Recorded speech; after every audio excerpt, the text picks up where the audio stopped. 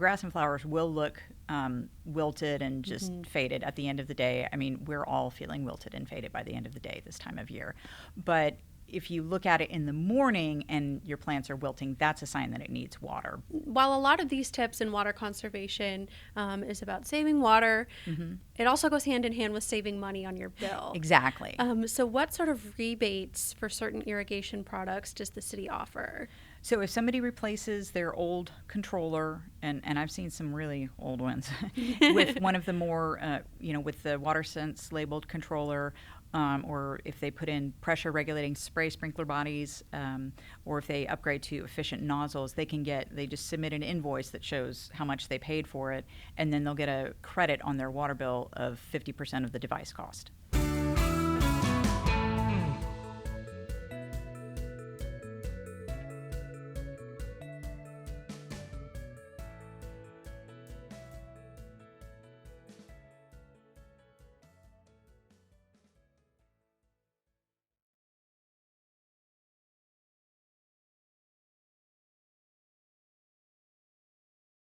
What's up, College Station? I'm Grace Hollowell, and today I'm joined once again by Water Services, Jennifer Nations. Welcome back. Hi. It is July. We just finished the 4th of July I Heart America celebration, which was an amazing time. But July is also Smart Irrigation Month, which is what we're here to talk about today. And that is your world. You are known as the water chick around these parts. So to kick things off, for those who might not be familiar with you, tell us a little bit about yourself and what you do for the city. So I've officially been in Texas for 31 years this week. I just realized that. So I guess I'm, spent more of my life in Texas than in California where I came from. And so what I do for the city, for water services, is I kind of just do the education and outreach for the department. So serve as a subject matter expert on things, help give tours of the wastewater treatment plant, talk about conservation, put out the drinking water quality report. I tell people to drink the water and turn off their sprinklers, basically. Yes. So what changes for your job during the summertime as opposed to the fall and winter months? So I'm doing more irrigation checkups in the summertime. A few years ago, we used to, at the height of the program, when I had somebody helping me, and we were doing about 100 each summer, and I'd love to get back up to that again. But so I'm getting paid to run through people's sprinklers. It's Yay! Fun way to cool off. And what is your favorite part about your job during the summertime? Yeah, probably just the running through the sprinklers, and but then also watching people make that connection of not realizing how much water their sprinkler system was using, and realizing that they can be in control of their water use. Yes, absolutely. And how does what you do impact our residents here in College Station? So the really fun thing is a number of years ago, I got my master's degree in water management and hydrologic science from that school across the street. So I did some research on the irrigation checkups, and there was also a research group, some other students that were also doing research on it. And we found that we took about 150 roughly or so households that had an irrigation checkup, and we told them, fix this, make these changes, and then we looked at their water use for 3 years following the checkup, and collectively over that, we compared their water use before the checkup and then for the 3 years after, and the collective savings was about 11 million gallons. Wow. Yeah, so it is significant. Yes, very significant. And like we mentioned, July is Smart Irrigation Month. What is that, and why is it so important? So July represents, nationwide, the highest water use time of the year, especially in Texas, obviously. Yes. Our water use typically doubles in the summertime, and mostly that's due to outdoor water use. So the Irrigation Association started this program, I don't know how many years ago, but they promote smart irrigation all month long. And, irrigators, those professionals, they're really tuned into conservation because that impacts their livelihood and their business, and they want to help their customers conserve water and protect the environment and still have a pleasing landscape. Yes, and I feel like for residents, or at least I know me personally with a irrigation system is one of those things where I just kind of like set it and forget it and don't think about it. But that's not always being smart when it comes to irrigation. No, you do not want to set it and forget it. Right. So why does conservation matter even when we aren't expecting drought conditions? We've had a very rainy spring. So why should we still be thinking about these conservation methods? Yeah, so conservation is really just being efficient with your water use. It's not a deprivation type thing. It's not, it's water conservation is not water rationing. I don't want people to think of it as punitive. It's just looking at how much water do you actually need and put that amount on your landscape and not be excessive with it, because we don't have a separate system, so all that water that you see running down the gutter is our drinking water. So how can people be smart with their irrigation in the summertime? What are some tips? So probably the number one tip I would give people is to go to bvwatersmart.org. That's the irrigation information website that has been running since about 2018, I think. It won a TCEQ Environmental Excellence Award back in 2019 for providing good conservation outreach.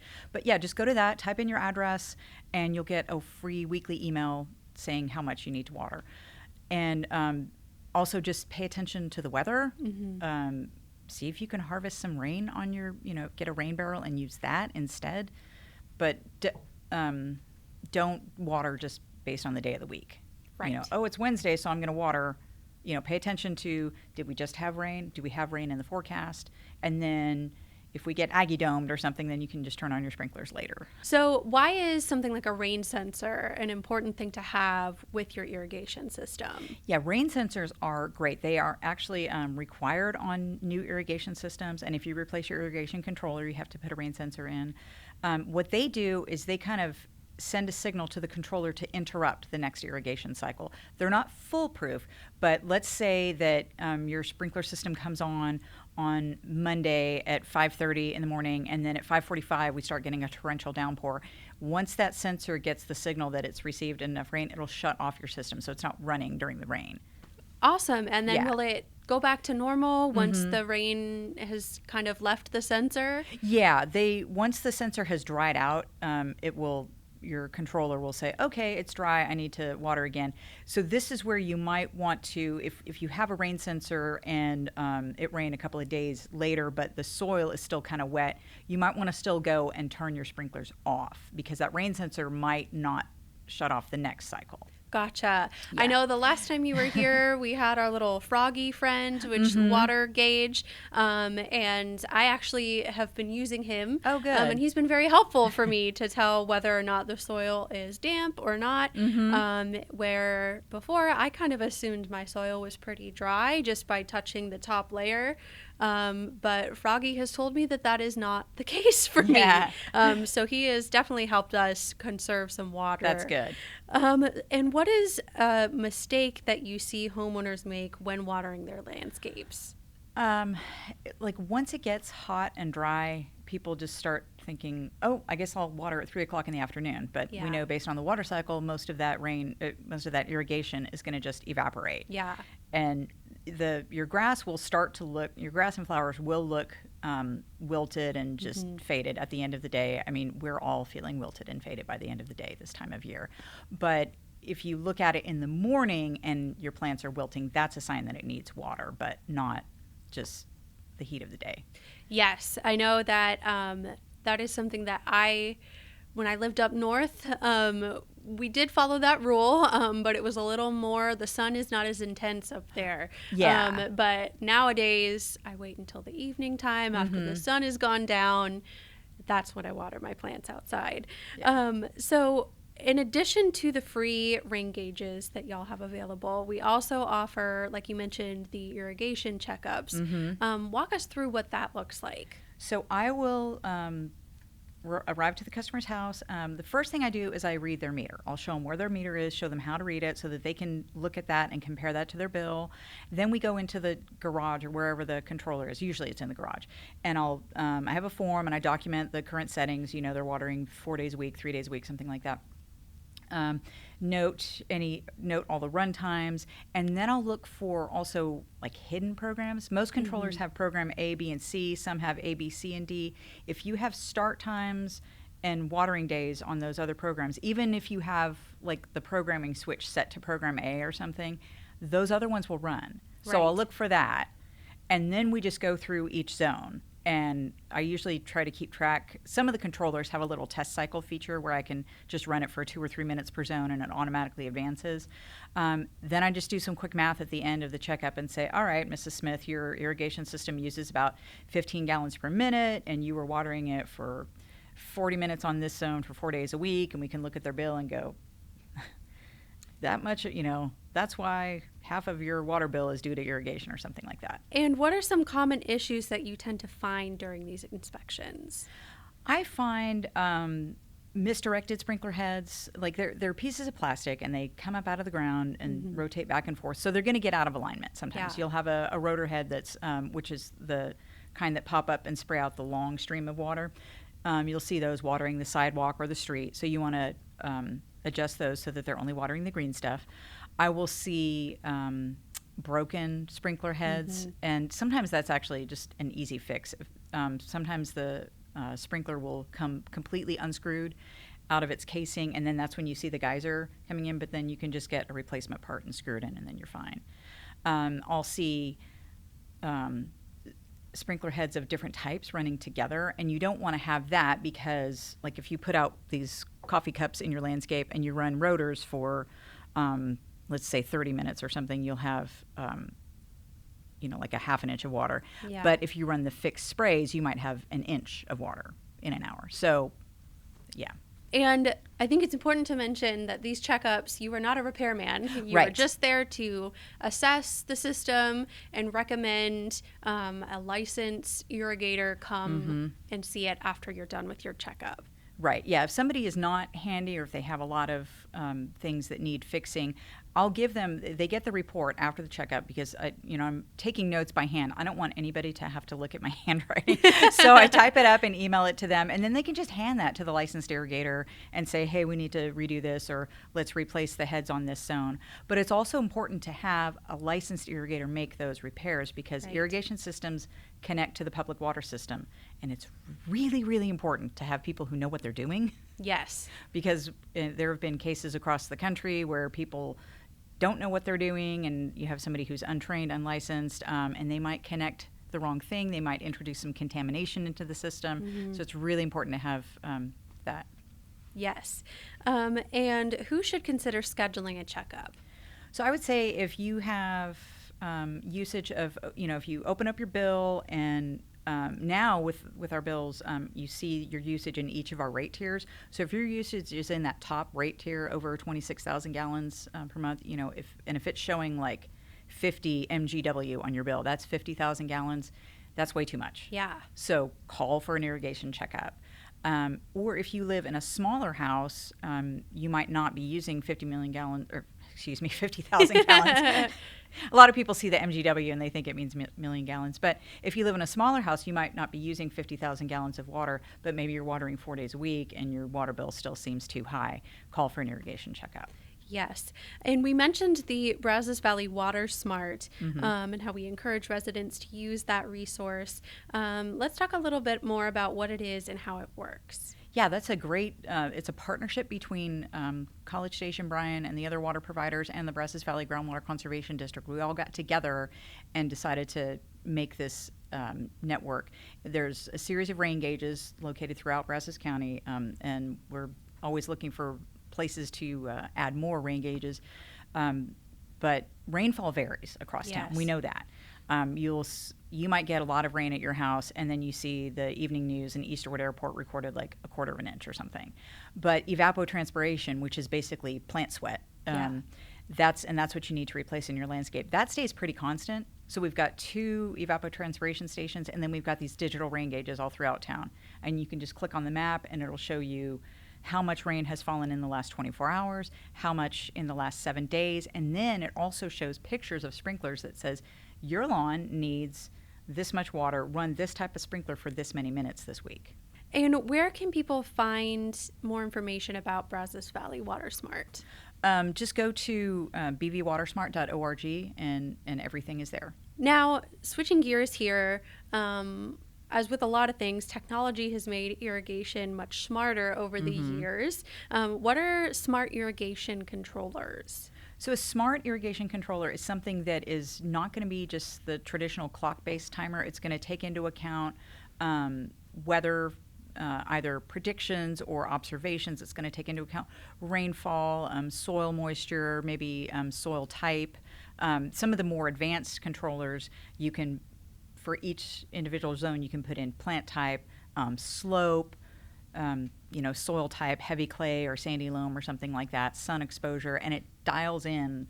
It'll figure out exactly how long to run that zone based on those conditions. And if someone is looking to upgrade their irrigation system, maybe it's a little outdated and they're looking for something new, what should they look for?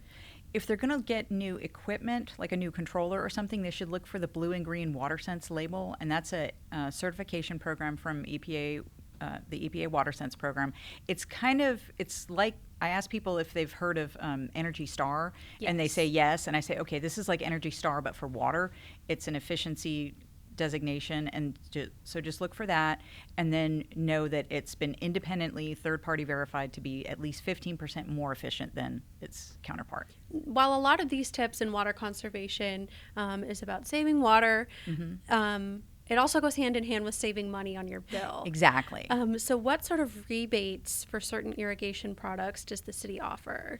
So if somebody replaces their old controller, and I've seen some really old ones, with one of the more, with the WaterSense labeled controller, or if they put in pressure regulating spray sprinkler bodies, or if they upgrade to efficient nozzles, they just submit an invoice that shows how much they paid for it, and then they'll get a credit on their water bill of 50% of the device cost.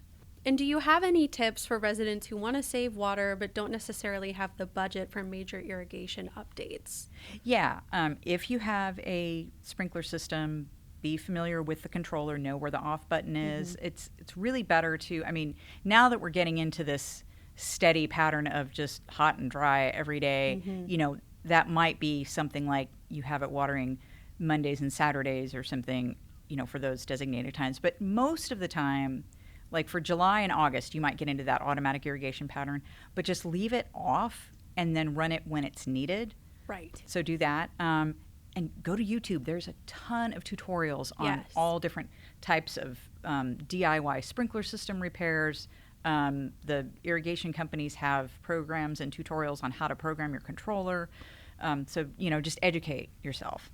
Yes, and beyond irrigation, are there any other water-saving tips that people can do when they're outdoors or at their home? Yeah, rainwater collection, like I mentioned before, that's a really good one. You can just get a simple rain barrel, hook it up to your downspout, and then use that for plants that are maybe a little bit more sensitive, because I know people complain about the water quality here. We do have a superior public water system, but the aquifer that we all around here rely on does tend to have some sodium in it and total dissolved solids, and some, if we have sensitive plants like orchids or something, you might want to use rainwater for that.